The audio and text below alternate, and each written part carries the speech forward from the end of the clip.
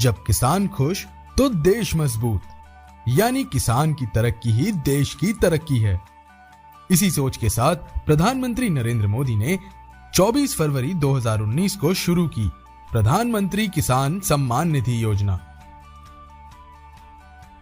इस योजना का मकसद साफ है, खेती करने वाले किसानों की आर्थिक जरूरतों को सहारा देना। हर पात्र किसान परिवार को सालाना 6,000 रुपए 3 बराबर किश्तों में सीधे उनके आधार से जुड़े बैंक खाते में, बिना किसी बिचौलिए के। आज ये योजना देश की सबसे बड़ी किसान सहायता योजनाओं में से एक है। 2019 में योजना की शुरुआत के बाद से अब तक 21 किश्तों के जरिए 4.09 लाख करोड़ रुपए से ज्यादा सीधे किसानों के खातों में ट्रांसफर किए जा चुके हैं। ये है पारदर्शिता, ये है टेक्नोलॉजी का सही इस्तेमाल, जहां पैसा सीधे किसान तक पहुंचता है डायरेक्ट बैंक ट्रांसफर के जरिए।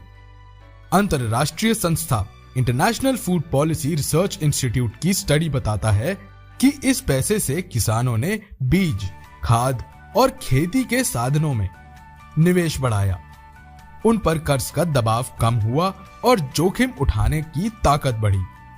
नीति आयोग की development monitoring and evaluation office की रिपोर्ट भी बताती है कि 92% से ज्यादा किसानों ने इस राशि का इस्तेमाल खेती में किया। 85% किसानों ने अपनी आय में बढ़ोतरी महसूस की और फसल खराब होने या बीमारी के समय साहूकारों पर निर्भरता घटी।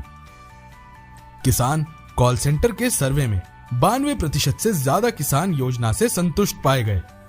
ये सिर्फ 6,000 रुपए नहीं है, ये किसान के आत्मविश्वास की पूंजी है। ये खेत में बोया गया भरोसा है। ये उस अन्नदाता के पसीने का सम्मान है जो देश का पेट भरता है।